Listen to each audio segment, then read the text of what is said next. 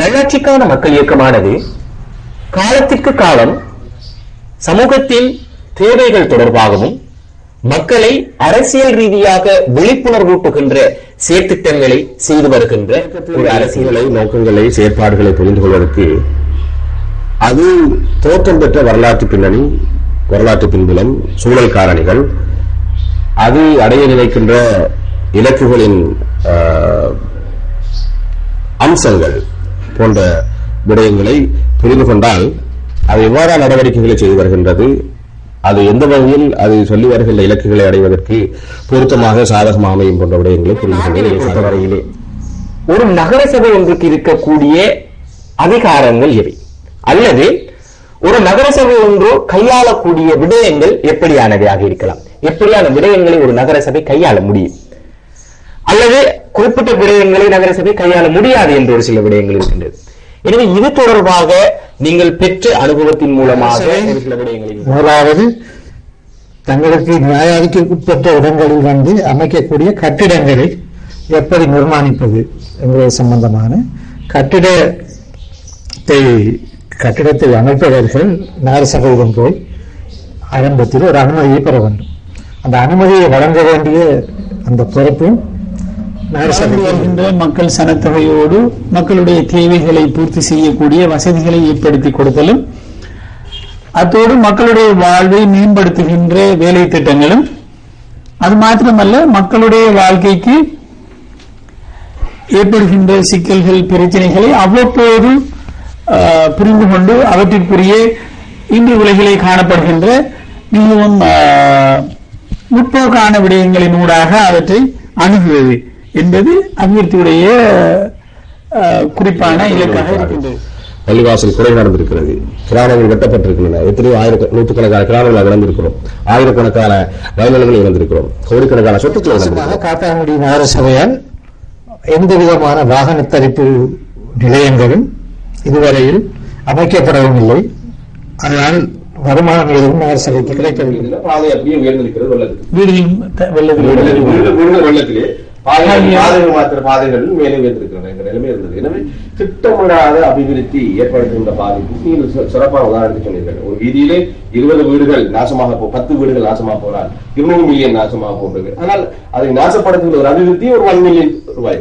இதற்கு காரணம் அந்த வீதிக்குரிய அபிவிருத்தி தொடர்பான மாஸ்டர் பிளான் இருக்கவில்லை. திட்டம் என்பது அரசியல் தலைமைத்துவம் என்பது அரசியல்வாதிகள் என்பவர்கள் இவர்கள் எல்லாம் மக்களுக்காக ஊழியம் செய்ய வந்தவர்களை தவிர இவர்கள் நமது தலைவர்கள், நம்மளை எஜமானர்கள் அல்ல. அவர்கள் நமக்கு நாம் போடுகின்ற ஓட்டை எடுத்துக்கொண்டு அது நாமளாக இருந்தாலும் சரி, ஹாரனாக இருந்தாலும் சரி, அல்லது நான் சபையில் இருந்த போதும் தான் மக்களுக்கு செவி மடுக்க வேண்டியது என்னுடைய பொறுப்பு. வாக்கினை இந்த ஆதரவை பெற்றுக் கொண்டவர்கள் கடமை சரியாக செய்திருக்கிறார்களா என்றால் இல்லை. அது விளைவு என்ன? வடமாகாண முஸ்லீம்கள் 1987ஆம் ஆண்டு அல்லது நமது இயக்கம் முஸ்லீம் தனித்துவ அரசியல் அமைப்பு ஆரம்பிக்கப்படுவதற்கு முன்னால் மிகவும் சிறப்பாக வாழ்ந்த வடமாகாண மக்கள் வீதிக்கு வந்திருக்கிறார்கள்.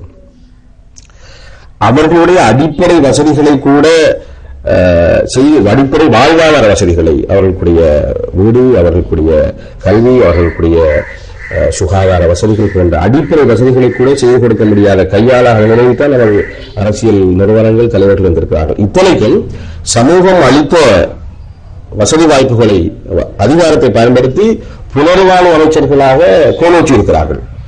இப்படியெல்லாம் இருந்தும் கூட அகதிகளாக நடுத்தரில் விடப்பட்ட மக்களுக்கு அடிப்படை வசதிகளை செய்து கொடுக்கக்கூடிய அதற்கு நிர்திஷ்டம் என்னவென்றால், இந்த அகதி மக்களுடைய வாக்கினை பயன்படுத்தி அல்லது இந்த அகதி மக்களுடைய அதிகாரத்தை பயன்படுத்தி அமைச்சர்களானவர்கள் அந்த அமைச்சு அதிகாரங்களை வைத்து நான் அடிக்கடி சொல்கின்ற ஒரு உதாரணம், ஒரு 50 லட்சம் ரூபாய் செலவழித்து கூட வீடுகளை கட்டுகின்றார்கள். ஏன் ஒரு 5 லட்சம் ரூபாய் செலவழித்து அல்லது 2 லட்சம் ரூபாய் செலவழித்து தங்களுக்கு முன்னால் உள்ள ஒரு 20 அடி 30 அடி நீளமான வீதியை அவர்கள் புனர்நிர்மாணம் செய்வதில்லை. அவர்களுடைய வீட்டுக்கு நல்லம், அவர்களுடைய ரோட்டுக்கும் நல்லம். அந்த ரோடு நல்லா இருந்தால் அந்த வீடுகளுக்கு கொடுத்து பெறுவாங்க. அந்த தேர்தல் சவால்களை எதிர்கொள்வதற்காக பலத்த ஒரு பிரமாண்டமான ஒரு பட்ஜெட்டின் அடிப்படையில் தேர்தல் பிரச்சாரம் வந்தது. கிடைக்கின்ற தகவலின் அடிப்படையில் ஒரு 5 கோடி ரூபாய் அளவில் நீங்கள் அந்த தொலைக்காட்சிக்கும் ஏனைய விடயங்களுக்கும் அந்த பிரச்சாரங்கள் செலவழித்ததாக விளம்பரப்படுத்துவதற்காக எனக்கு கேள்விப்படுகிறது. எனவே இப்போ முதலாவது கேள்வி, இந்த 5 கோடி ரூபாய் பணம் உங்களுக்கு யார் சென்றார்கள்?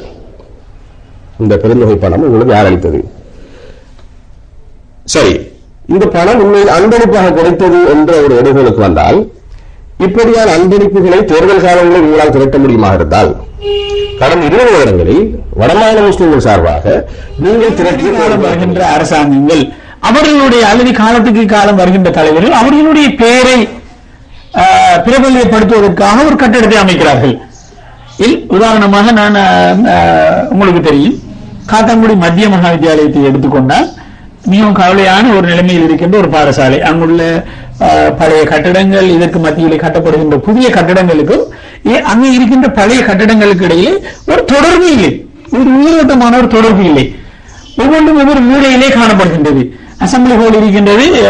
ஒரு அசம்பிளி ஹால் தேவை வந்து அது எவ்வளவு இலகுவாக அங்கு சென்று மக்கள் மாணவர்கள் அந்த நிகழ்ச்சிகளை நடத்தி பங்கு கொண்டு மிக விரைவாக அவர்களது வகுப்பறைகளுக்கு திரும்ப முடியுமா இருந்தால் மாத்திரம்தான் என்ன நடக்கும். பாடசாலை நடந்து கொண்டு கடைசியாக நடந்த கூட்டத்தில் நகரசபை உறுப்பினர் ஒருவர் ஒரு